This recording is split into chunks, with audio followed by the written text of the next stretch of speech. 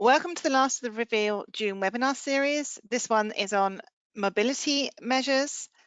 I'm Lucy Sadler. You may know me from urbanaccessregulations.eu or many other urban access regulation things. The ReVeAL Horizon 2020 project works on urban vehicle access regulations, which include low emission zones, zero emission zones, traffic limited zones, charging schemes, and spatial interventions. Spatial interventions are where the road space is given from vehicles to other uses, or the road layout is otherwise altered.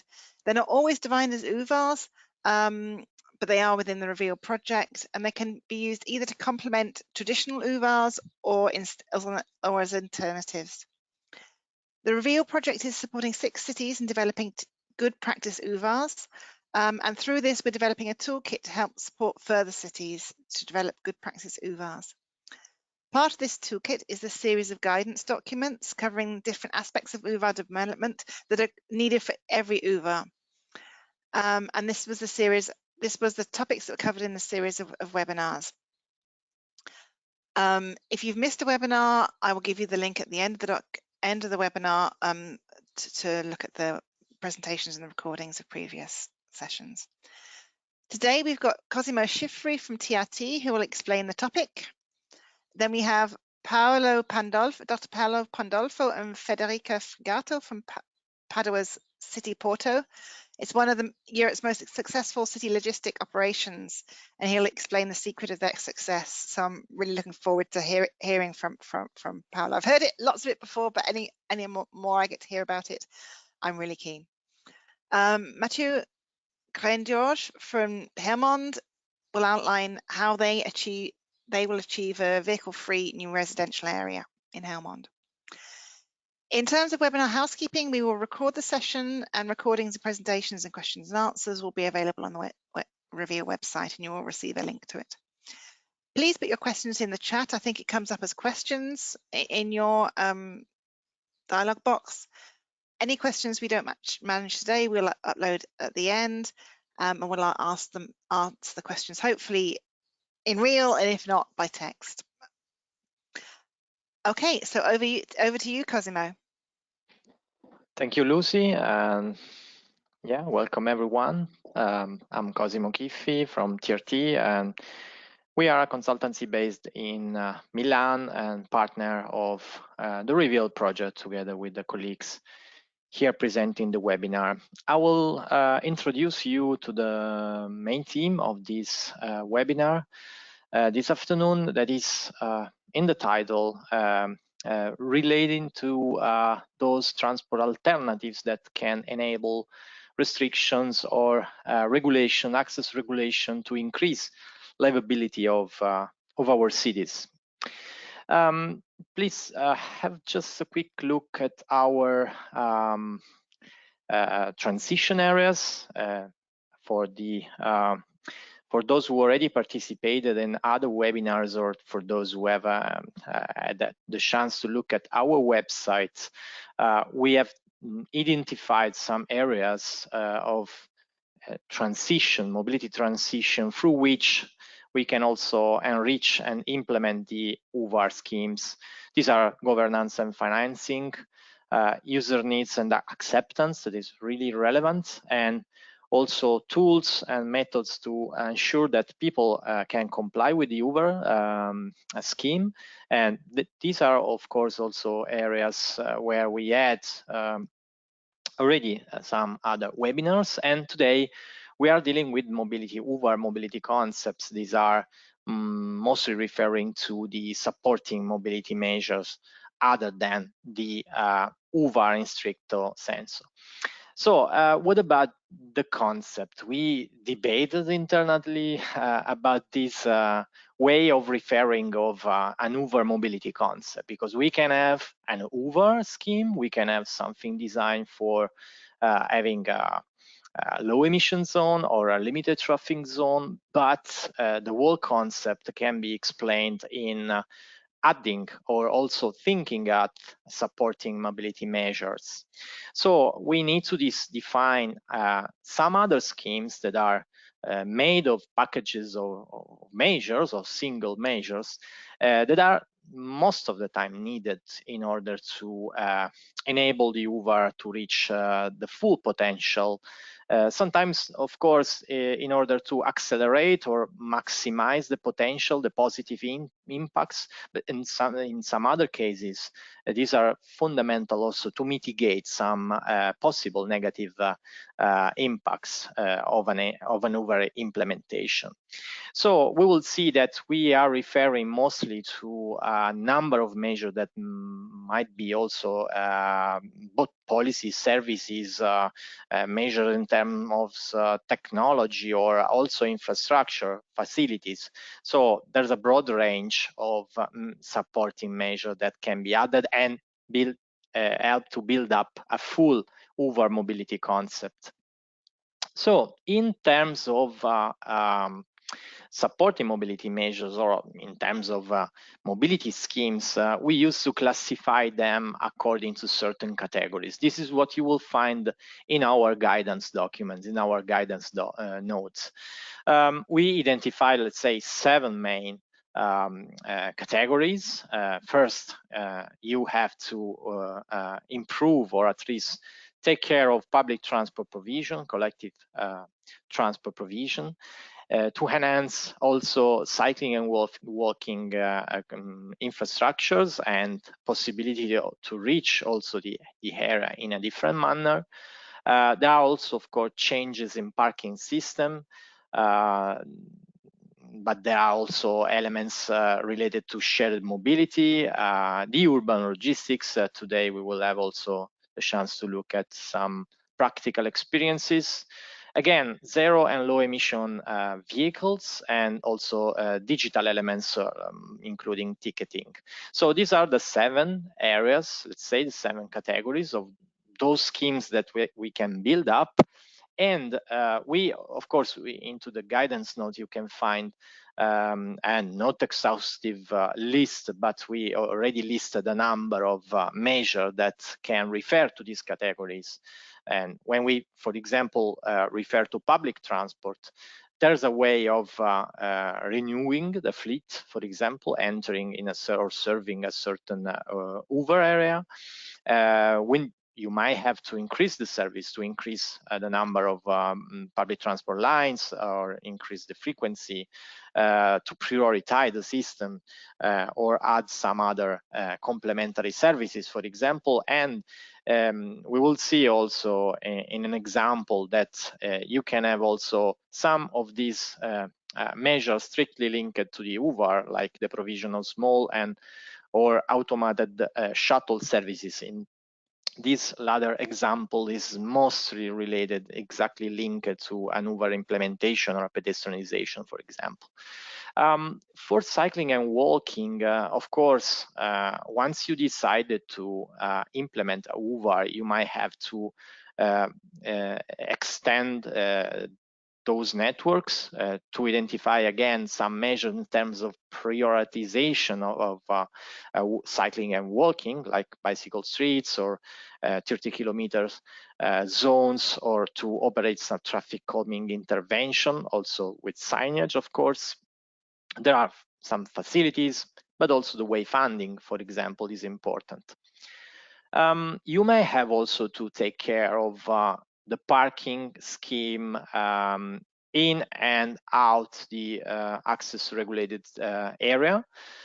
Most of the time, the UVAR would need you to look at how, for example, paid parking is organized, to modify also the structure of the parking offer in terms of on-street versus off-street parking supply.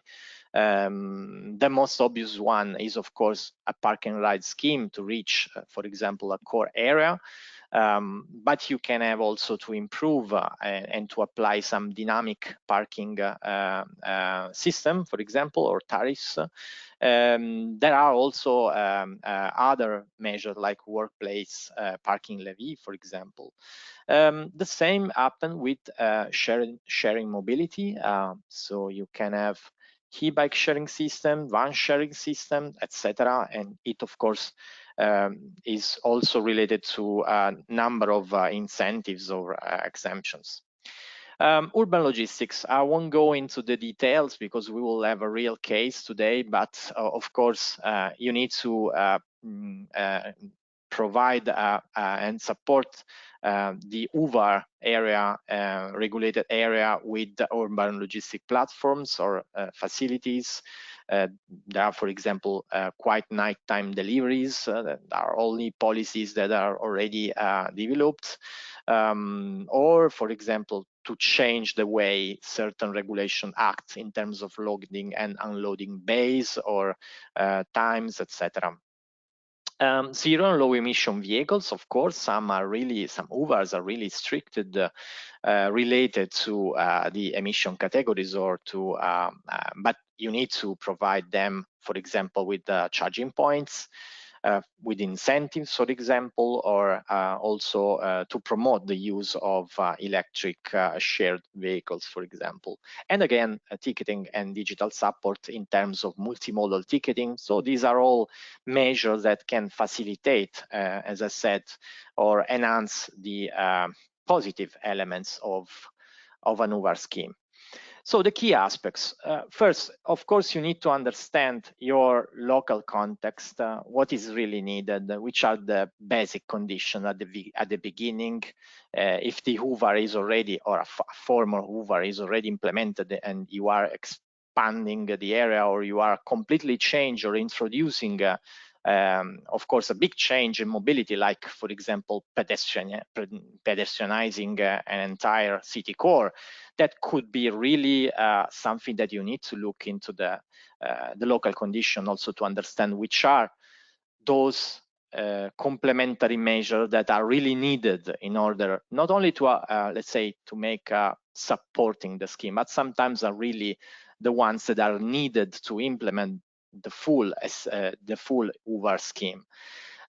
Sometimes it can happen that you design a UVAR mobility concept or a full UVAR scheme entirely thinking at it, because it's a kind of independent, let's say, concept or policy. But most of the time, these accompanying measures are also part of a larger mobility plan, or also in many cities of, let's say, short-term traffic plans that have to be updated, and then you need to take care also of other aspects. So of course, it's an integration that is needed.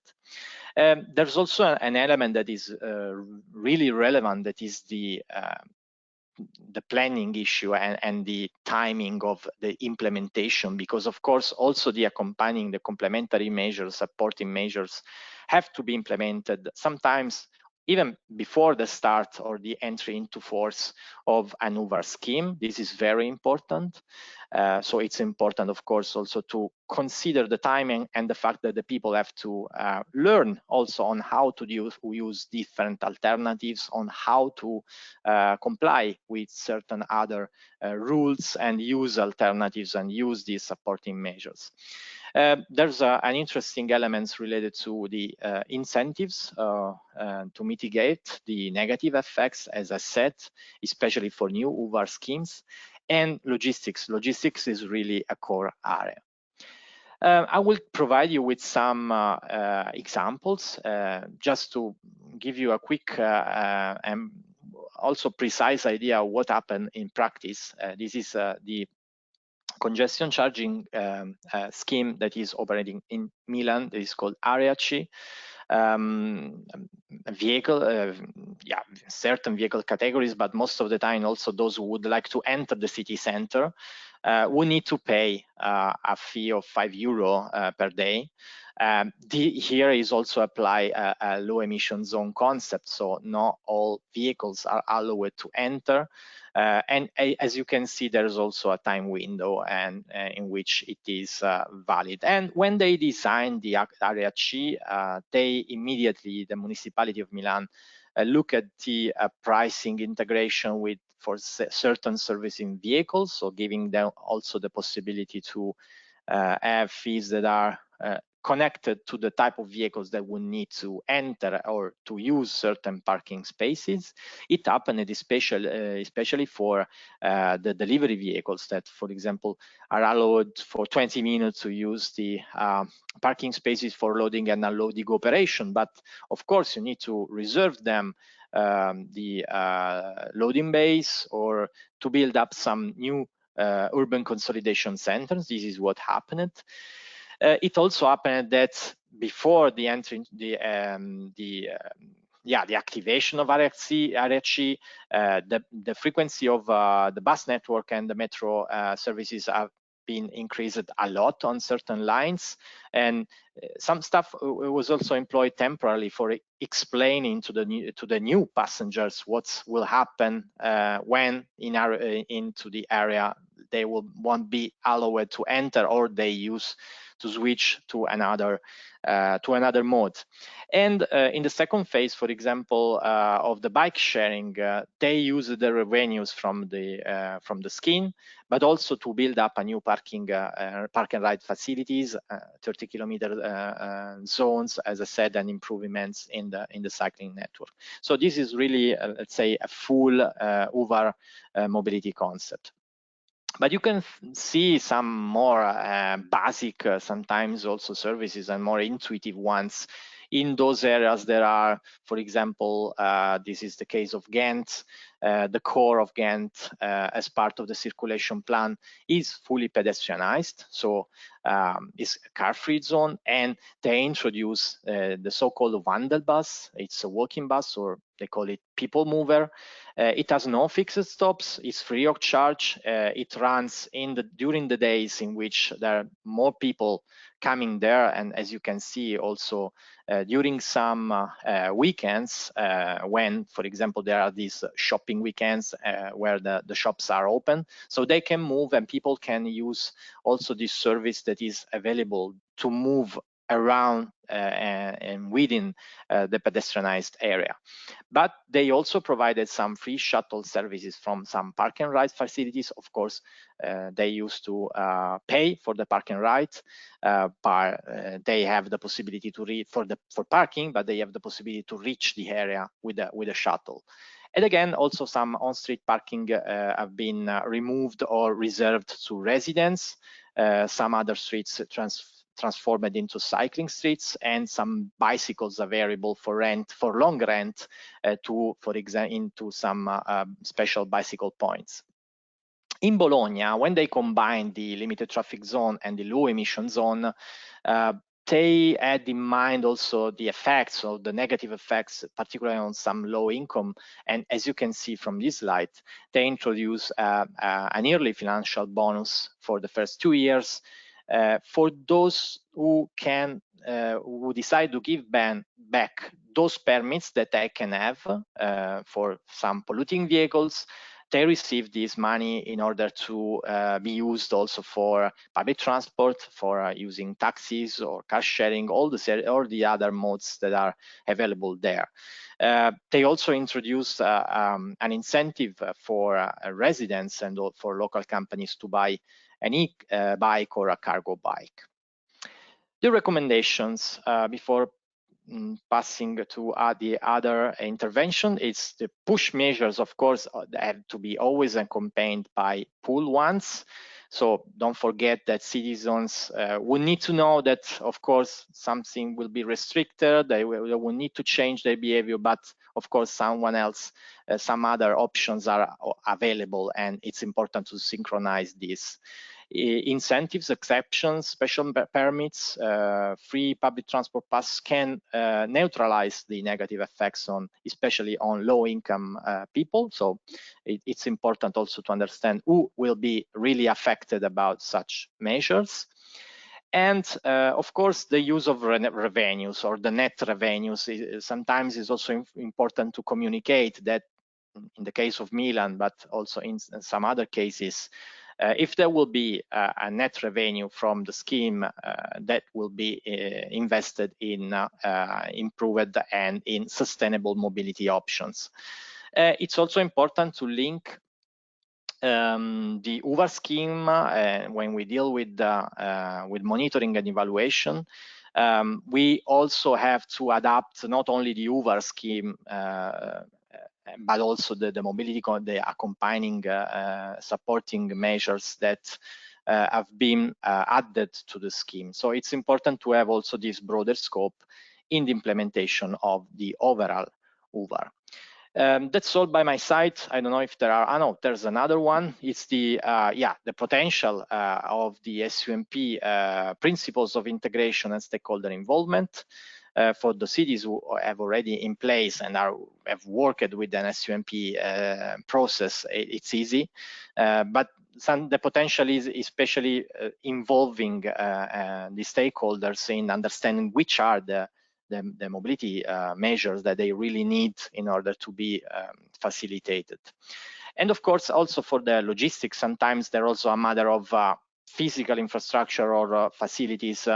It's important to identify the needs, but also the places where, for example, micro depots are needed, so loading bays are needed, or in case of more complex facilities like the urban delivery, urban consolidation center, as we will see from the case of Padua.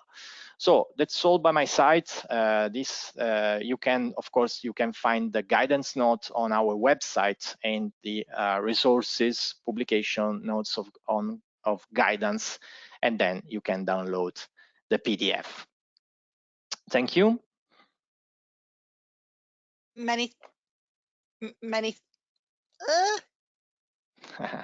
thanks, Cosimo, for that. I think you can hear me even if you can't see me. Button for that didn't work. We'll keep in Italy now and going with Cosimo's introduction on to logistics. We'll come at City Padua. Over to you, Dr. Pandolfo. You need I'll put your camera on as well.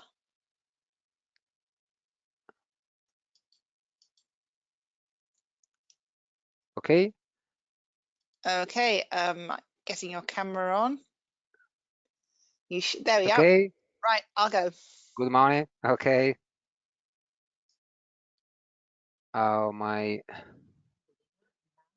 Can you see my presentation? We can see your presentation perfectly. But I see my webcam and I don't see the presentation. Sorry. If you can maybe put a cross on close. Alt tab probably. Is Okay. that better? Okay. Can you see the right slide? Okay. Perfect. Okay. I think you need to go back to the beginning. Okay. Thank you very much. CITYPORTO is a service that is managed and was established by Interporto of Padua. Interporto of Padua is a public company, and that is shared with a capital is shared by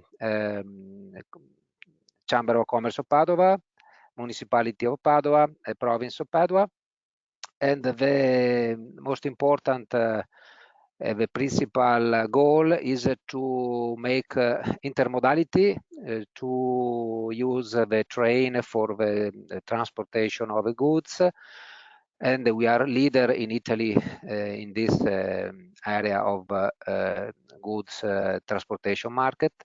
We are the owner of a very large logistic platform, more than 300,000 square meters. Our land area is more than 1 million square meters.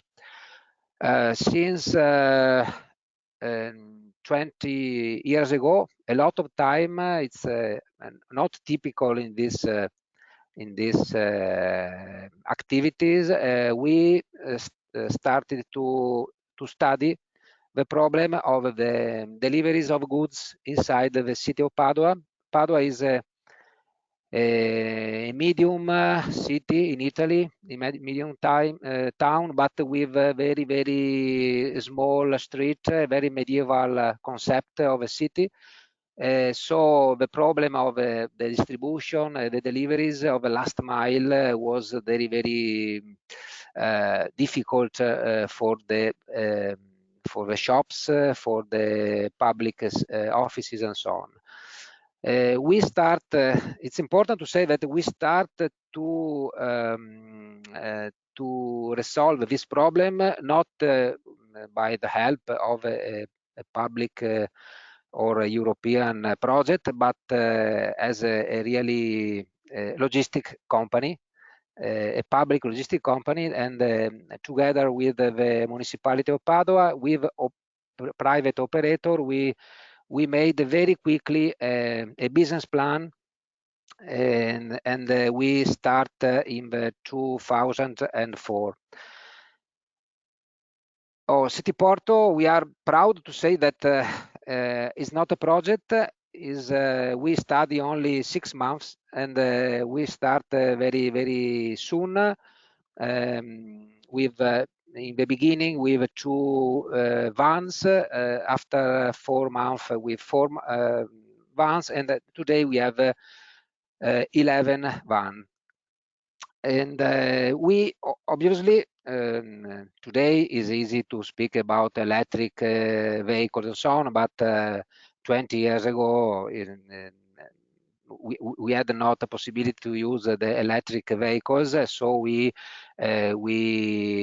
could choose only the natural gas CNG vehicles, but still today is for the good performance is, and for a lot of point of view, better than electric. General assumption, okay, when we speak about the city logistics, the first thing that the people have is about the kind of vehicles, but for us the most important things are rationalization and to work together with public authorities. Okay, without the agreements, the support, the agreement with public authorities, especially with a municipality that has the key of the streets, okay, is impossible to think this kind of project.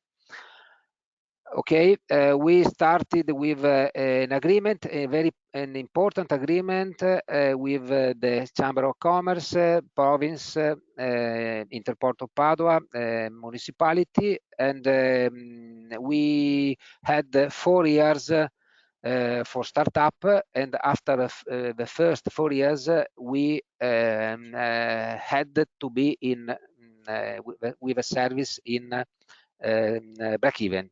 This is the real success, yes, but the character of our service, that we don't need public money to work. We studied since the beginning the service in break-even. Okay,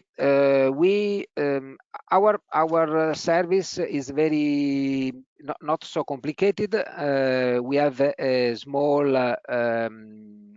less than 1,000 square meters inside the Brainport of Padua. That is very easy to close to the motorway, but also close to the center of the city. So it's this is a very important aspect, because the operators that gave the share of the goods to us have not more costs about logistics, not necessary, we can say.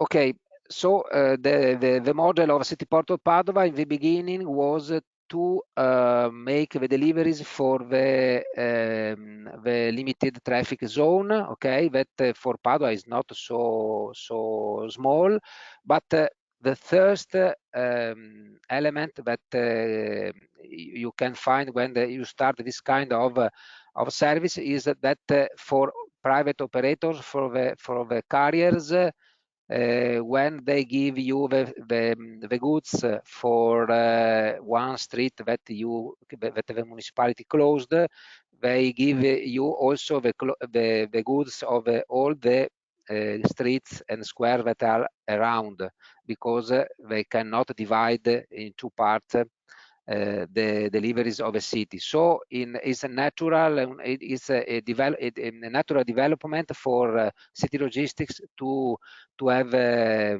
good increase of activities.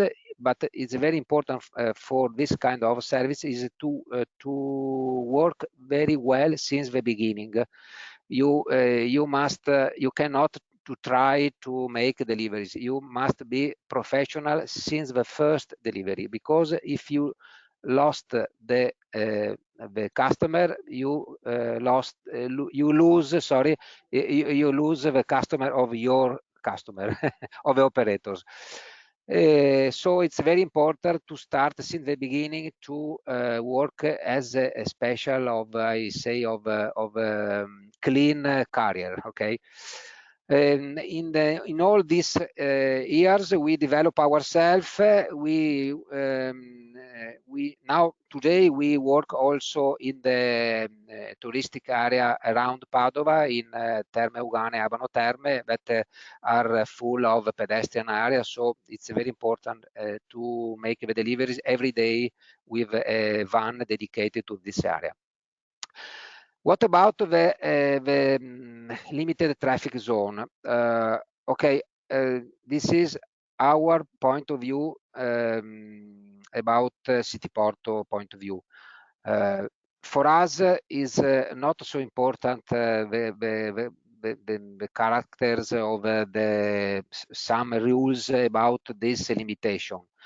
For us, is only important that there are some limitations, because if the municipality make this, the private operator are not for there is impossible to make all the deliveries with one wagon. So they are, we can say, is easier for there to give us the goods. Today we have two windows to go inside the limited traffic zone. Yes, for the other people, but in the last years, all operators that have natural gas van or electric vans can go inside like CITYPORTO. The reality is that to make investment in electric and natural gas is not easy for the dynamic of a market of private distribution. Okay, I go very to inside the LTZ area, yes, limited traffic zone area. There are a very large pedestrian area. We can go inside, but we made a different agreement with the municipality to use the smaller van to go inside the pedestrian area. And but in this period there are some different problems, because with e-commerce there are a kind of invasion of a pedestrian area. So I think that in next year the municipality will think something new, other rules, because I think there are a lot of too much van inside, not only of CITYPORTO, because we have only two small vehicles, but there are a lot of other private distributors that go inside. Okay, CITYPORTO is a service that works with a private agreement with every operator. We can say today that after a lot of years of works, that the operators don't work with CITYPORTO because there are the the limited area of traffic, but because CITYPORTO works well. This is very important for us, because do you know that in the last year, the development of the market of distribution, in the development of the market distribution, you can see that the last mile is a very bad chain, part of a chain of logistics. So it's very difficult for operators to find good workers, good drivers to make the last mile. And in the last 3 years with e-commerce, all the rules, all the well kind of works of express carrier lost all their rules and their way of working according to the traditional way, for example, to have the signature when you make a delivery and so on. With e-commerce, all is destroyed today. So CITYPORTO is very important because gives to especially to the medium and small operators the possibility to go inside the city with good performance and with a good IT connection system.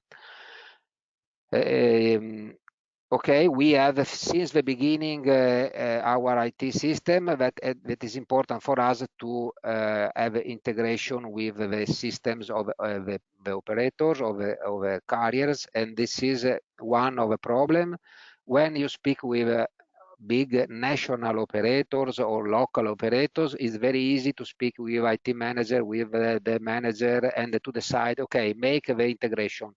But when you speak with the big global operators, it's impossible to ask to obtain to open the system.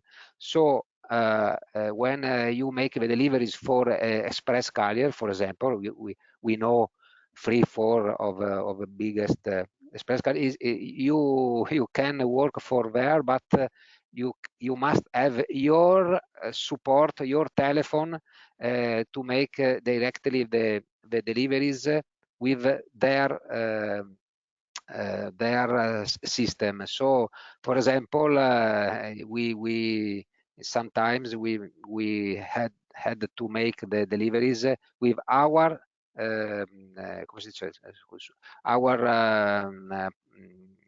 pad, and also with a pad of the other operators. You understand that it's impossible to work well without a complete integration of the systems.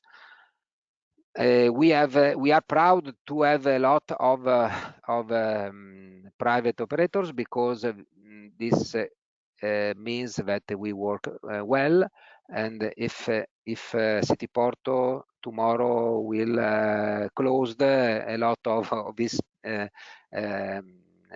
companies cry, because it's very difficult to organize a last mile delivery in a town like Padova.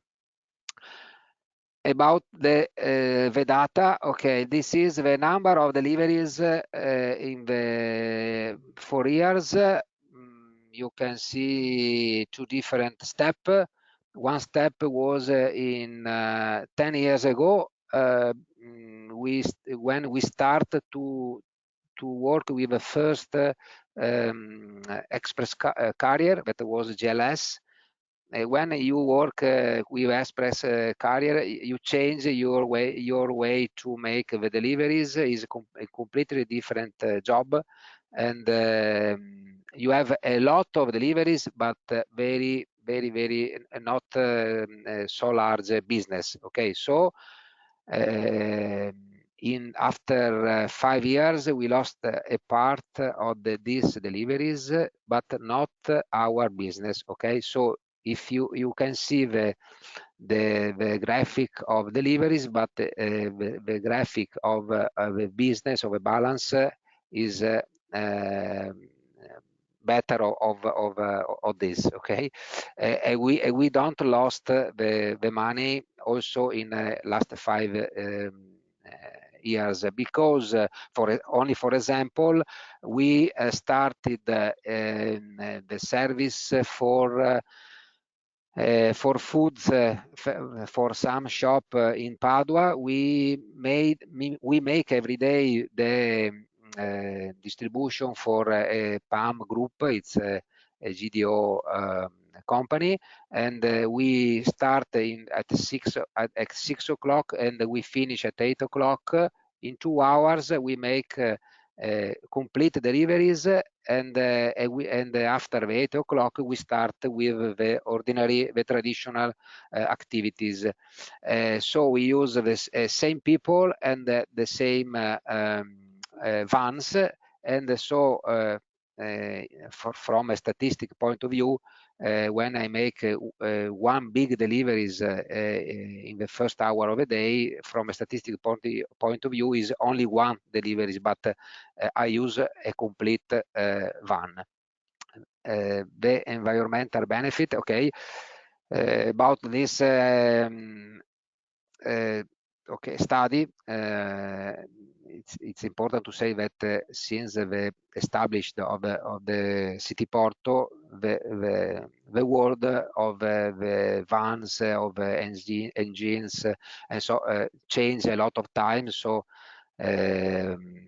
it's difficult to understand very well the difference every years of a benefit, but we can say that we made more or less 6 million and a half of kilometers, and we reduce of 5 million kilometers our the activities of the goods, of the deliveries in Padua, and we save more or less the 75% of the situation before. So we calculate all our deliveries, they needs to 6 million and a half kilometers, and without CITYPORTO and with CITYPORTO we needs only 1 million and 50 and a half kilometers. Okay, also in this slide you say the emission reduction. It's obviously is not only the idea to change the engine of the van, but also to reduce the number of vans. Okay, this is an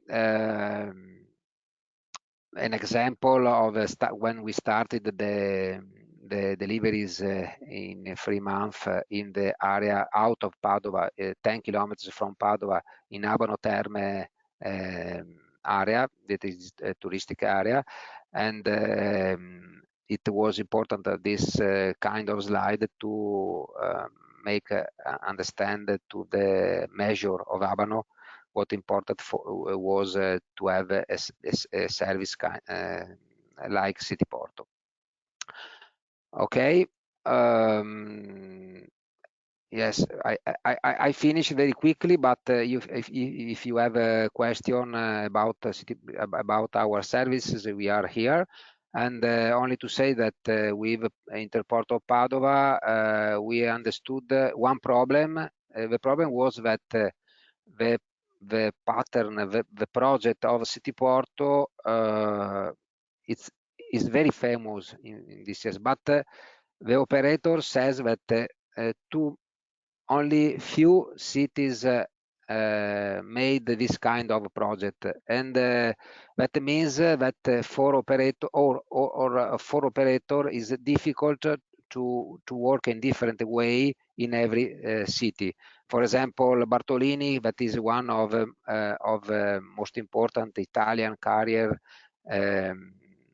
said to me that Paolo, if we have a different CITYPORTO in every town of Italy, and with every different CITYPORTO, we need to have a system integration, a different system integration. We need a lot of people to manage this. So only to say that it's very important to understand in integrated Italian, but also European network, some ideas to try to propose to the market something of a very easy to use in all the towns. Thank you. Many thanks, Dr. Pandolfo, and many thanks also for speaking English to us rather than Italian. It's really, really good to hear from the first hand what makes it work, because if you're gonna ban certain vehicles or not allow certain vehicles to come into an area with an access regulation, it's essential that the activity can still go on. And it's often talked a lot about public transport, but logistics is far much more critical to be looked at. We're now going to rush on to the Netherlands now in Helmond. We are running a little bit behind time. I felt it was really important to hear what Dr. Pandolfo said. So bear with us if you run a minute or two. If we run a minute or two on with Mathieu. Okay, over to you, Mathieu. Yes, I will try to be quick, Lucy. Don't worry. So I will first give you a few words on the city where I'm from. So I will tell you about Helmond. Helmond is a small, medium-sized city in the Netherlands. It is actually the second biggest city in Brainport Eindhoven region, which encompasses 750 people, and you need to know that it's the fastest growing regional economy in the Netherlands, and that it's the home to technology companies like ASML or NXP. And since the 80s, the population has grown quite. Oh, sorry, I don't. Just wait a second. I don't see my presentation again. Sorry for this. And the population has grown quite fast. The population has nearly doubled since the 80s. The number of companies have tripled, and the number of jobs have doubled as well. So a fast growth. This growth generates issues that needs to be addressed. We need both to build more houses and provide people with a very pleasant and living working environment. That's why we decided to create a place where technologies can be prototyped, tested, and developed by companies in the real world. But we want also these technologies to be implemented in a social, acceptable way. And this is why the city of Helmond and its stakeholders decided to design Brainport Smart District. Brainport Smart District is a smart living and working area. It is a living lab for innovations, and it is located at the north of the railway that you can see here on the screen. And it takes 5 minutes by train to go to Helmond, 7 minutes to go to the center of Eindhoven, so very well close to both city centers. In the upcoming 10 years, we will build 2,000 houses and a small business park. We do not only want people to work in the business park, we also want companies and shops, small businesses, to locate themselves in the district. And we want to have a mixed living and working environment in the old district to make sure that we have a busy district all day long. The first houses have been built, the first house actually. It is a student project, and the really first houses will be built by the end of this year. The development of the district is the fruit of a cooperation of stakeholders. the municipality is not alone. Universities, companies, and citizens help us develop the district. It's a little bit like Paolo explained also with his project, his company. BSD has very ambitious goals regarding mobility, but there is also 7 other programs that are really ambitious, and everything is developed in an integrated approach. I will not enter into the detail, but we want, what is important is that we want a social and safe district where people are healthy and people are conscious of the water and the energy use. We think also that people need to be the owner of the data, the share and provide. Well, we really think that all these programs are interconnected, and people that want to develop a project in our district need to comply with at least 3 of the programs. And that's the way we think we can find a balanced and efficient way to achieve the ambitious goals we have. The ambition is to create a zero-emission zone in Brainport Smart District. We want to design the street for the people and not for the vehicles. That's why no motorized cars in the district will be authorized. And we do want no parking in the district. Active mobility will be at the center. We want to make active mobility the most convenient mode. I mean, it needs for the people to be the most convenient one to use. And we think about having first safe and qualitative connections by walking and by cycling, for example, to the train station I spoke about. And that's what we think it's very important to put the focus on this kind of infrastructures first. And of course, the purpose of this Living Lab is to test innovative mobility solutions. And I will speak a little bit more about this. So I said that it is important to that vehicles park outside the district. And I would like to go a little bit even more further. We will not authorize loading and unloading by car in the district. In addition to that, we intend to have a really strict parking norm. We intend to have, for example, as a goal, 0.2 parking norm, which means that 1 vehicle will be available for 5 houses. This is quite ambitious. And because we think that, of course, not all mobility services will be available in the beginning, we intend to have, as a first, in a first stage, parking norm of 0.5, so 1 vehicle for 2 houses. But this will be temporary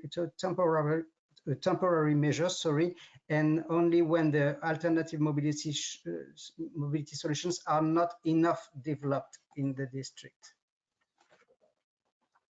So we want to offer mobility services, alternative services. As Cosimo mentioned, it is very important to stress the positive elements of a universal scheme, and that's why we think it is important, because we have quite strict norms and quite strict ambitious goals. We need to offer alternatives to the citizens, to the people that need to circulate in the district or from the district. And that's why we intend to have, for example, light electric car sharing will be developed. We will have also bike sharing, of course, but also e-cargo bikes, including cargo bikes that can carry children.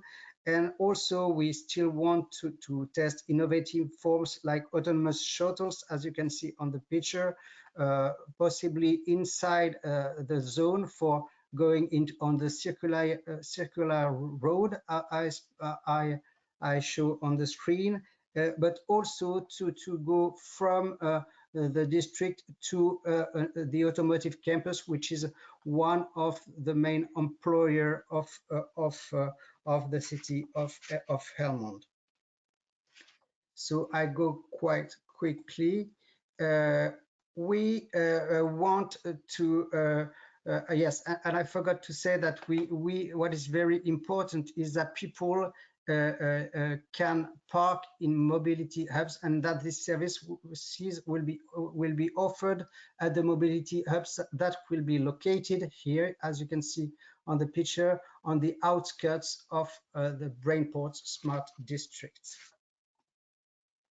We want also to offer the efficient solutions for goods to be delivered in the district. And for this, we will have micro depots that will be located at the mobility hubs. The mobility hubs are not only for passengers, but also for goods, and some micro depots for parcels, but also for groceries will be built. And the vans that have to deliver the parcels to the residents and shops of the district do not enter the district, but they can go to the micro depot and let their parcel there. And therefore, several services are considered. People can take the parcels directly at the micro depot. And this can be easy, for example, if the micro depot are located nearby a school, people are taking both the child and the parcels that they need. We can organize also, we think about organizing crowd shipping services. We intend also to have efficient cargo bags delivery services with several operators. And we think also about testing autonomous robots if the safety of the citizen, of course, is guaranteed. Make it the social norm that you cannot go in the district is something that is crucial for us. And we need to make it very clear that you cannot go by car. That's why we think that we need to deliver as less exemption of permits as possible. We won't deliver any general exemption, and the rule is that all motor vehicles should get a permit to enter. So exemptions are needed, but they will be very, very limited. For example, for disabled people, we need they need to have the possibility to have access to a service for emergency, of course, but we think also about some limited time windows for moving vans or for heavy delivery vehicles. Every case need to be very carefully checked separately, and we need the people that want to enter need to prove that no other solution, no other alternative is possible. So I will go very quickly in that, but we think that the participation is really important in the design of the district, notably on mobility. And the first people that are in the district and that participate in the design are crucial, because we think that they can attract the other people. And that's why we think that it's very important that people that are open to the ambitions of the district are the first that come to our district. As a conclusion, I would say that the city of Helmond is a quite specific UVAR project, because we start from a white page, and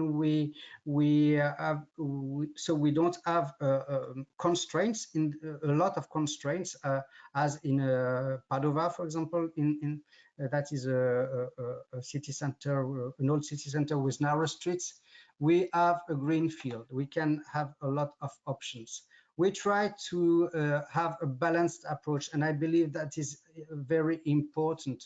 We have ambitious goals, which implies restrictions, quite severe restrictions, I would say, to motorized vehicles used on park, And that's why we think we have to be quite exemplary on what regards the efficient and smart and sustainable mobility alternatives we consider. And we think that we need to propose several and efficient sustainable mobility alternatives to people. What we want to have in the end is people to live in a safe and people-friendly place. That's why, of course, the city is a living lab.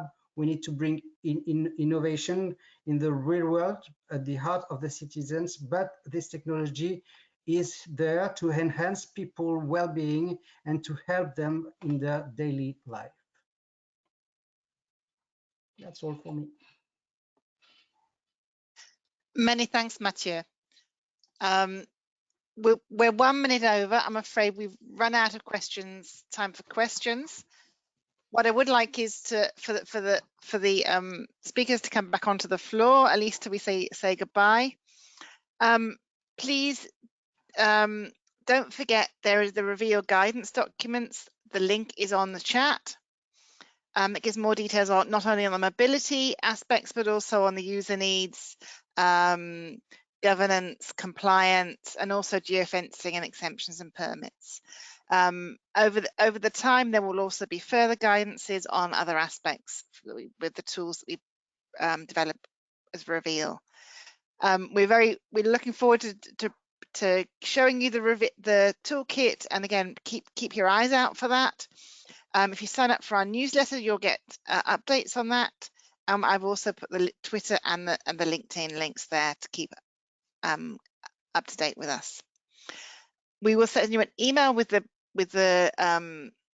links to the presentations and the recording, and on the chat there are also the links to the previous recordings if you would like to see those as well, if you've managed to miss them. So with 2 minutes delay, which we had lots of information. Thank you again, Dr. PADOVA, for your fantastic talk, also to Mathieu and Cosimo. And this is the last webinar of our current series. We will be doing another series of 4 webinars on the different measure fields we have within ReVeAL, the zero emission zone, which I'm leading on, spatial interventions from Uni Ghent, charging concept, money charging concepts led by Cosimo and TRT, as well as future aspects that are led by WSP.